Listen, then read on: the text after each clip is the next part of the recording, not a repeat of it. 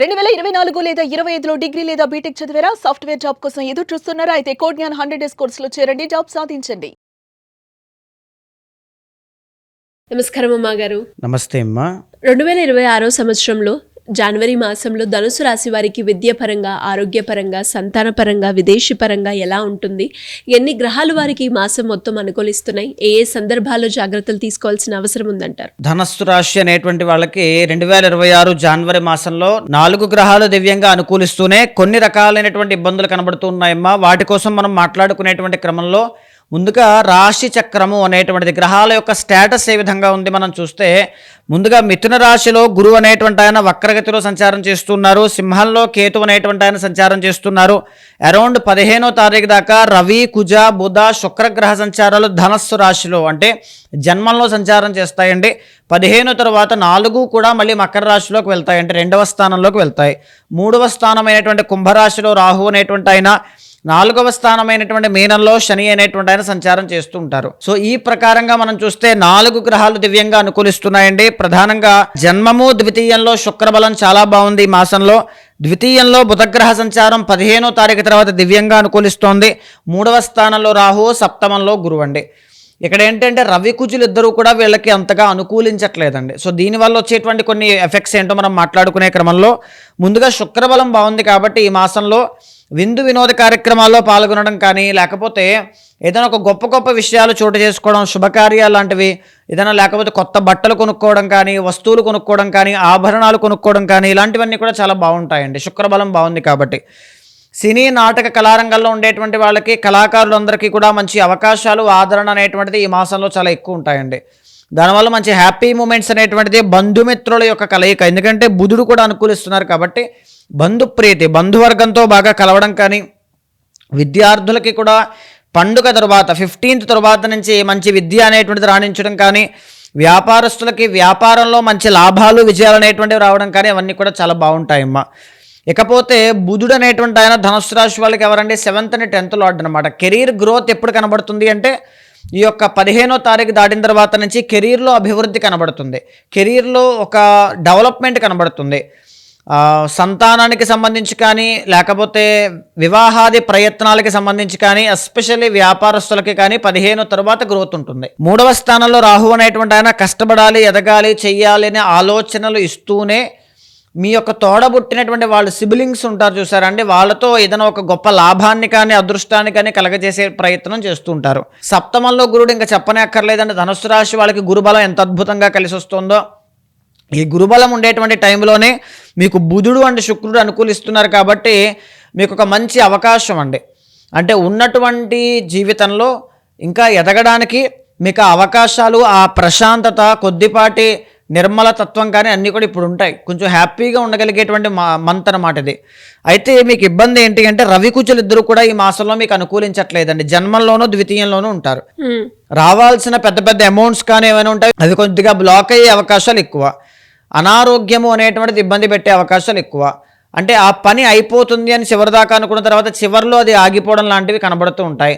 పనిలో పడో లేకపోతే ఏదో ఒక విషయంలో పడి సమయానికి భోజనం చేయలేకపోవడం, దానివల్ల వచ్చేటువంటి చికాకులు ఎక్కువగా ఉండడం, ఏదో ఒక ఆవేశంలో నిర్ణయాలు తీసుకుంటారంటే దానివల్ల చిన్న చిన్న వివాదాలు, తొందరపాటు నిర్ణయాల వల్ల డబ్బులు విపరీతంగా ఖర్చు అవ్వడం, పని ఆగిపోవడం లాంటివి కనబడతాయి. ద్వితీయంలో కుజగ్రహ సంచారం వల్ల ఈ యొక్క రియల్ ఎస్టేట్ వ్యాపారం చేసేటువంటి వాళ్ళకి సామాన్యంగా ఉంటుంది.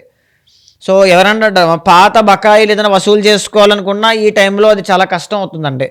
ఈవెన్ హెల్త్ పరంగా కూడా చాలా కేర్ఫుల్గా ఉండాలి, ఎందుకంటే కుజుడు బాగాలేదు కాబట్టి ఇమ్యూన్ సిస్టమ్ వీక్ అవ్వడం కానీ, దగ్గు, జ్వరాదులు ఏదైనా కుజుడు కాబట్టి బ్లడ్కి సంబంధించి అగ్నితత్వం కాబట్టి ఈ జ్వరాదులు రాకుండా జాగ్రత్తగా కాపాడుకోవాలి. చతుర్థ శని అంటే అర్ధాష్టమ శని అండి. పనుల్లో ఆటంకాలు లేకుండా ఏ రోజు పని ఆ రోజునే పూర్తయ్యే విధంగా మీరు ప్రయత్నం చేయగలిగితే అప్పుడు సరైనటువంటి విజయాలు, అవకాశాలు బాగుంటాయండి. లేకపోతే పనులు ఎప్పుడూ డిలే అవుతూనే ఉంటాయి. సో ఆ తప్పు ఎప్పుడు కూడా చేయొద్దు. మీ అమ్మగారితో ప్రేమ అనుబంధము అనేటువంటిది ఇంకా స్ట్రాంగ్ అయ్యే విధంగా ఆవిడకి కొద్దిగా సమయాన్ని కేటాయించి ఆవిడ యొక్క బాగోగులు చూసుకుంటూ ఆవిడ యొక్క ఆరోగ్యాన్ని చాలా జాగ్రత్తగా కాపాడుకోవాలి. ఇంటికి సంబంధించిన వాతావరణంలో, ఫ్యామిలీకి సంబంధించిన వాతావరణంలో ఎలాంటి పొరపాట్లు జరగకుండా చూసుకోండి. భాగ్యంలో కేతు కాబట్టి ఎవరికైనా డబ్బులు ఇచ్చి మోసపోవడం లాంటివి ఎక్కువ ఉంటాయి. కొన్ని సందర్భాల్లో ఆర్థిక సమస్యలకి కూడా దారితీస్తూ ఉంటుంది. అంటే డబ్బులు ఫ్లో ఆఫ్ మనీ బాగున్నా రొటేషన్లో కానీ చేతిలో డబ్బులు లేకపోవడం కానీ ఇలాంటివన్నీ కూడా ఎక్కువగా చూస్తూ ఉంటారండి. ఓవరాల్గా ధనుస్సు రాశి వాళ్ళకి ఈ మాసం మిశ్రమంగా కనబడుతోందండి. సరైనటువంటి నిర్ణయాలు తీసుకుంటూ సరైన జాగ్రత్తలు మీరు తీసుకోగలిగితే పెద్ద దోషాలు అయితే ఏమీ కాదు. గురుబలం ఉండడం కంటే గొప్ప విషయం ఏమీ కాదండి. చాలా బాగుంది. అయితే శని యొక్క ప్రభావం తగ్గడానికి ప్రతిరోజు కూడా సూర్యోదయం కంటే ముందే నిద్రలేచి, పైగా పుష్యమాసం నడుస్తుంది కాబట్టి వెంకటేశ్వర స్వామి ఆరాధన కానీ, విష్ణు సహస్రనామ పారాయణ కానీ, శివ ఆరాధన కానీ ఏదైనా చేసుకోగలిగితే పనుల్లో ఆటంకాలు లేకుండా ఎంతవరకు ఆ ఖర్చులు అనేటువంటి అదుపు చేసుకోవచ్చు, ఎంతవరకు అదృష్టాన్ని రెట్టింపు చేసుకోవచ్చు అనేటువంటి దాని మీద వ్యక్తిగత జాతకం ఆధారంగా మీకు అద్భుతంగా కలిసి వస్తుంది. అయితే ఈ మాసంలో ముఖ్యంగా చెప్పాలి అంటే వృధా ఖర్చులు అనేటువంటి అదుపు చేసుకోండి, చాలా బాగుంటుంది. ఎలాంటి పరిహారం చేసుకోవాలి అంటారు మా గారు? ధనస్సు రాశి వాళ్ళు ఈ మాసంలో ఆదిత్య హృదయం పారాయణ చేయడం చాలా మంచిదండి. రవి బలము అనేటువంటిది ఎప్పుడైతే వీళ్ళకి స్ట్రాంగ్ అవుతుందో దీనివల్ల కాన్ఫిడెన్స్ లెవెల్స్ అనేటువంటివి పెరుగుతాయి. ఏ పని ఏ టైంలో పూర్తి చేస్తే అది మనకి మంచి చేస్తుంది అనేటువంటి వివేకంతో అడుగులు వేయడం కావచ్చు, అన్నీ కూడా ఆదిత్య హృదయం పారాయణ చేయడం వల్ల అనారోగ్యం పోతుంది, కుటుంబ సమస్యలు పోతాయి, కాన్ఫిడెన్స్ పెరుగుతుంది, వివాదాలు కలహాల నుంచి దూరం అవుతారు, ప్రశాంతత నిర్మల తత్వం అన్నీ కూడా ఆదిత్య హృదయం వల్ల జరుగుతాయమ్మా. అంటే ఎన్ని డేస్ చేయాలి ఆదిత్య హృదయం? చదువుకోగలిగితే, ఎందుకంటే ఈ మాసం మొత్తము కూడా రవి బలం వీక్గా ఉంది కాబట్టి మాసం మొత్తము చేయడం చాలా ఇంపార్టెంట్ అండి. పైగా మకర సంక్రాంతి సూర్య భగవానుడికి సంబంధించినటువంటి మనం చాలా ప్రాధాన్యతగా చెప్పుకుంటాం కాబట్టి సంక్రాంతి రోజున సూర్య నమస్కారములు కానీ ప్రత్యేకమైన దానములు చేసుకోవడం వల్ల కానీ గొప్ప శుభ ఫలితాలు ఉంటాయమ్మా. రోజు ఎన్నిసార్లు చదవాలి, ఎప్పుడెప్పుడు చేయాలి అంటారు? అంటే ఆదిత్య హృదయము అనేటువంటిది ఒక్కసారి చదువుకుంటూ సూర్యుడికి అభిముఖంగా కూర్చుని సూర్య ఉదయం అయ్యేటువంటి సమయంలో సూర్యుడికి అభిముఖంగా కూర్చుని ఒక్కసారి చదవడం రానటువంటి వాళ్ళు వినినా దానికి సమానమైన ఫలితం వస్తుందండి.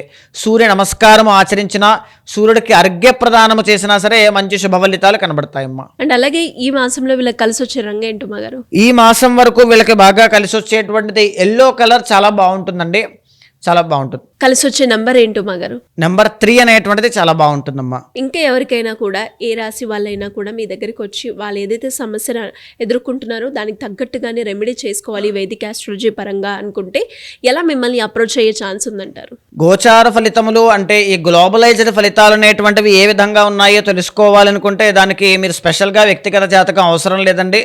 నా వీడియోస్ మీరు రెగ్యులర్గా ఫాలో అవుతుంటే మీ యొక్క రాశికి సంబంధించి ఏదైనా మార్పులు చేర్పులు కానీ, ఏదైనా ఈ యొక్క పరివర్తన యోగాలు కానీ ట్రాన్సిట్స్ రూపంలో చెప్పేటువంటి ఆ జాగ్రత్తల వల్ల మీరు జాగ్రత్త తీసుకుంటే సరిపోతుంది. బట్ చాలా డీప్ నాలెడ్జ్ అనేటువంటిది పర్సనల్ చార్ట్ ద్వారా కావాలి.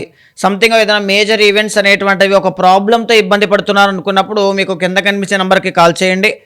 మా వాళ్ళు మీకు పూర్తి వివరాలు అందిస్తారు. అపాయింట్మెంట్ తీసుకున్న తర్వాత మీ యొక్క డేట్ ఆఫ్ బర్త్ కానీ, టైమ్ ఆఫ్ బర్త్ కానీ, ప్లేస్ ఆఫ్ బర్త్ కానీ చూసి మీ ప్రాబ్లం రెక్టిఫై అయ్యే విధంగా ఏ సొల్యూషన్ దానికి సరిపోతుంది, ఏ రెమెడీ చేస్తే బాగుంటుందో నేనే దగ్గరుండి చేయించి ఆ రిజల్ట్ వచ్చేలా నేను చేస్తాను. థ్యాంక్ యూ మా గారు, థ్యాంక్ యూ సో మచ్. నమస్తే.